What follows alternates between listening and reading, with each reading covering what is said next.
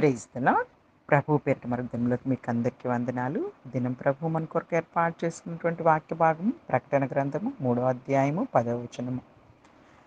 నీవు నా ఓర్పు విషయమైన వాక్యమును గైకొంటివి గనుక భూనివాసులను శోధించుటకు లోకమంతటి మీదకు రాబోవు శోధన కాలంలో నేనును నిన్ను కాపాడెదను. నేను త్వరగా వచ్చుచున్నాను. ఎవడునూ నీ కిరీటం అపహరింపకుండునట్లు నీకు కలిగిన దానిని గట్టిగా పట్టుకొనుము. జయించు వానిని నా దేవుని ఆలయంలో ఒక స్తంభముగా చేసేదను. అందులో నుండి వాడికి మీదట ఎన్నటికిని వెలుపలికి పోడు. మరియు నా దేవుని పేరును పరలోకంలో నా దేవుని యొద్ద నుండి దిగివచ్చుచున్న నూతనమైన యెరూషలేమును నా దేవుని పట్టణపు పేరును నా క్రొత్త పేరును వాని మీద వ్రాసేదను.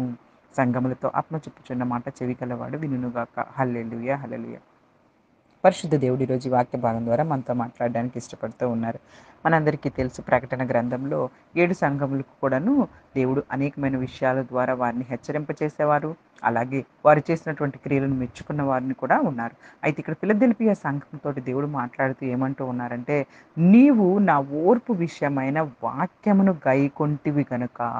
హల్లెలూయా హల్లెలూయా. ఫిలదెల్ఫియా సంఘం ఎలా ఉంది అంటే, దేవుని యొక్క వాక్య విషయంలో అన్నిటినీ కూడా ఓర్చుకుంటూ ఉంది. దేవుని యొక్క వాక్యాన్ని గైకొనటం అంటే ఏంటంటే, దేవుని వాక్యానుసారంగా జీవిస్తూ, దేవుని వాక్యానుసారంగా బ్రతుకుతూ, ఎన్ని విషయాలు వారికి అడ్డంకులు వస్తున్నప్పటికీ వాటన్నింటిలో ఓర్పుగా ఉన్నది గనుక దేవుడు ఏమంటూ ఉన్నారంటే, ఇదిగో భూలోకం అంతటి మీదకు రాబోతున్న శోధన కాలంలో నేను కూడా నిన్ను కాపాడతాను అని వాగ్దానం చేస్తూ ఉన్నారు.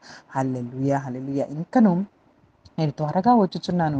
ఎవడు నీ కిరీటం అపహరింపకుండానట్లు నీకు కలిగిన దాన్ని గట్టిగా పట్టుకొనుము. ఈ విధంగా నువ్వు వాక్యాన్ని గైకొన్నావు కనుక నువ్వు దేవుడు నీకు కిరీటాన్ని అందించడానికి వస్తూ ఉన్నప్పుడు ఇదిగో ఆ కిరీటాన్ని అపవాది అపహరించకుండా జాగ్రత్తగా గట్టిగా పట్టుకో. అలా గట్టిగా పట్టుకున్నప్పుడు దేవుడు జయించు వానిని నా దేవుని ఆలయంలో ఒక స్తంభముగా చేసేదను. అందులో నుండి వాడికి మీదట ఎన్నటికీ వెలుపలికి పోడు. హల్లెలూయా హల్లెలూయా. ఆ విధంగా జయించగలిగిన వారికి దేవుడు ఏం తెలియపరుస్తూ ఉన్నారు అంటే, ఇదిగో దేవుని ఆలయంలో ఒక స్తంభముగా మనల్ని చేసుకుంటారంట. ఈరోజు దేవుని యొక్క వాక్యాన్ని గైకుంటూ ఓర్పుతోటి దేవుని మీద నిరీక్షణతోటి బ్రతుకుతూ ఉన్నావా? లేదా అలా బ్రతికితే మనకి కూడా దేవుడు ఒక కిరీటాన్ని ఉంచి ఉన్నారు.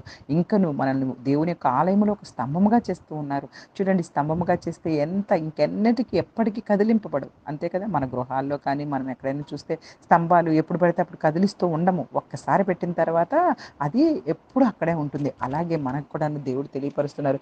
మిమ్మల్ని నేను నా ఆలయంలో ఒక స్తంభముగా చేసుకుంటూ ఉన్నాను. ఇంకా ఏమంటూ ఉన్నారంటే, మరియు చూడండి, నా దేవుని పేరును పరలోకంలో నా దేవుని యొద్ద నుండి దిగివచ్చుచున్న నూతనమైన యెరూషలేమును నా దేవుని పట్టణపు పేరును నా క్రొత్త పేరును వాని మీద వ్రాసిద్దును. ఇంకా చూసారా, పరలోకం నుండి దేవుని దగ్గర నుండి దిగి వస్తున్న యెరూషలేము అని నా దేవుని పట్టణపు పేరును మన మీద రాస్తారంట. యెరూషలేం అంటే పరిశుద్ధ పట్టణం. పరిశుద్ధ పట్టణంలోకి మనం ప్రవేశించాలంటే మరి మనం ఎలా ఉండాలి? పరిశుద్ధులుగా ఉండాలి కదా! మనం ఏం ధరించుకోవాలి చెప్పండి? ఆ పట్టణంలోకి ప్రవేశంలో పొందాలి అంటే. అందుకే గల్తీలకి రాసిన పత్రికలో అపోస్తలుడైన పౌలు గారు 3వ అధ్యాయంలో 27వ వచనంలో ఒక గొప్ప విషయాన్ని తెలియపరుస్తారు. క్రీస్తులోనికి బాప్తీసం పొందిన మీరందరూ క్రీస్తును ధరించుకొని ఉన్నారు. హల్లెలూయా హల్లెలూయా. క్రీస్తులోకి బాప్తీసం పొంది ఈరోజు మనం అందరము కూడా దేవుని యొక్క వాక్యాన్ని గైకొని ఓర్పుగా బ్రతకగలిగితే మనందరము ధరించుకున్నది ఏంటంటే క్రీస్తునే మనం ధరించుకొని ఉన్నాం. ఇప్పుడు క్రీస్తును ధరించుకున్న మనము ఏ విధంగా ప్రవర్తించాలి?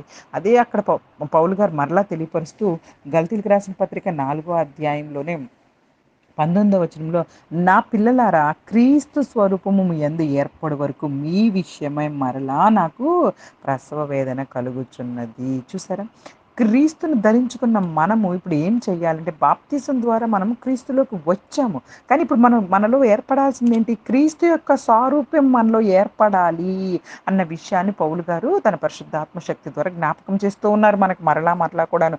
ఇదిగో, మీలో ఇప్పుడు క్రీస్తును బాప్తిసం తీసుకున్నాం, పని అయిపోయింది అన్నట్టు రిలాక్స్‌గా కూర్చోవడం కాదు. మీరు బాప్తిసం తీసుకోవడం వల్ల క్రీస్తును ధరించుకున్నారు.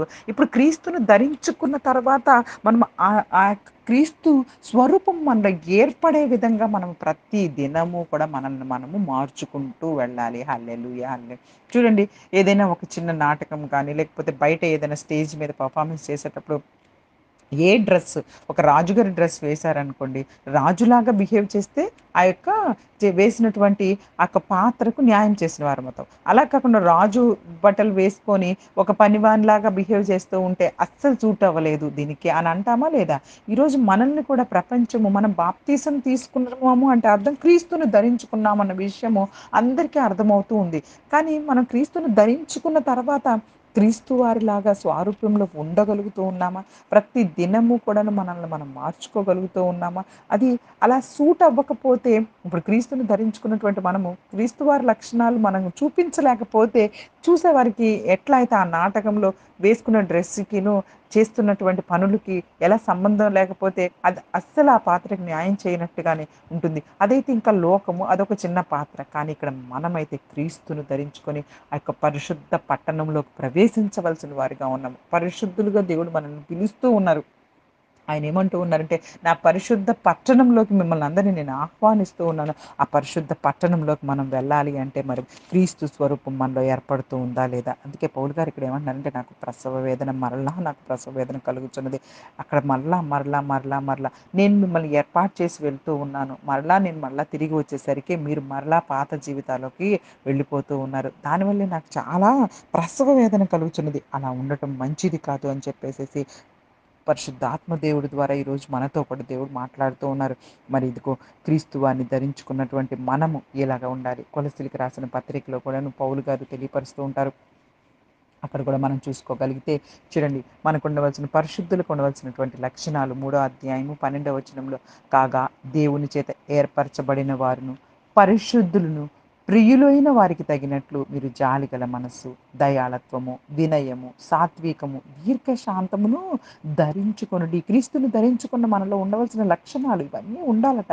జాలిగల మనసు దయ వినయము సాత్వికము దీర్ఘశాంతము ఇంకా ఎవరైనా తనకు హాని చేసినని ఒకడినొకడు అనుకుని ఒకరినొకడు సహించుచు ఒకరినొకరు క్షమించుకోండి. ప్రభువు మిమ్మల్ని క్షమించులాగున మీరును క్షమించుకోండి. వీటన్నిటికీ పైన పరిపూర్ణతకు అనుబంధమైన ప్రేమను ధరించుకొనుడి. హల్లెలూయా హల్లెలూయా. క్రీస్తు అనుగ్రహించు సమాధానం మీ హృదయంలో ఏలుచుండనియుడి. ఇందుకొరకే మీరొక్క శరీరముగా పిలువబడితిరి మరియు కృతజ్ఞులయుండుడి. హల్లెలూయా హల్లెలూయా. ఎంత గొప్ప విషయాన్ని తెలియపరుస్తున్నారు కదా! మరి పరిశుద్ధులుగా మనం బ్రతకాలి. పరిశుద్ధులకు ప్రియులైన వారికి తగినట్లుగా అంటే మనం ఎప్పుడు కూడాను దేవుని యొక్క ప్రేమను, దేవుడు సహించిన విధంగా సహించటము, దేవుడు క్షమించిన విధంగా క్షమించటము, అన్నిటికంటే కూడాను పరిపూర్ణమైన ప్రేమను ధరించుకొని వినయము, సాత్వికము, దీర్ఘశాంతంతోటి మనం బ్రతకాలి ఈ లోకంలో. మనల్ని ఎవరు హింసిస్తున్నప్పటికీ కూడా వారి గురించి కూడా ప్రార్థించే వారిగానే ఉండాలి తప్పించి శపించే వారిగా ఉండాలి. ఇంకా అన్ని విషయాల్లో దేవునికి కృతజ్ఞులుగా బ్రతకాలి. దేవుని పట్ల విధేయత చూపించే వారిగా ఉండాలి. అవును. హల్లెలూయా హల్లెలూయా. మన యేసుక్రీస్తు ప్రభువారు చూపించినటువంటి లక్షణాలు క్రీస్తుని ధరించుకున్న మనము కూడా అలాంటి లక్షణాలు కలిగి ఉండాలని కోరుకుంటూ, అలా లక్షణాలు కలిగినట్టు మనందరినీ కూడా దేవుడు ఏమని తెలియపరుస్తున్నారంటే, ఇదిగో ప్రకటన గ్రంథంలో తెలియపరుస్తున్నారు. నేను దేవుని ఆలయంలో మిమ్మల్ని నేను ఒక స్తంభముగా చేసుకుంటాను. అలాగే ఇదిగో మీ మీద నా యొక్క దేవుని పట్టణపు పేరు అంటే పరిశుద్ధ పట్టణం పేరుని మీ అందరి మీద కూడా నేను వ్రాస్తాను. ఇవన్నీ కూడాను మనకి రాబోతున్నటువంటి కిరీటాలు. ఈ కిరీటాలను అందుకోవాలి అంటే దేవుని యొక్క వాక్యాన్ని గైకోవాలి ముందుగా. దేవుని యొక్క వాక్యాన్ని ప్రతిదినము చదువుకోవాలి. వాక్యాన్ని మనము అర్థం చేసుకోవాలి. వాక్యానుసారంగా ఈ లోకంలో జీవించాలని కోరుకుంటూ ఈ చిన్ని వాక్యాన్ని దేవుడు ఆశీర్వదించి దీవించును గాక. ఆమేన్. ఆమేన్. God bless you all. God bless you.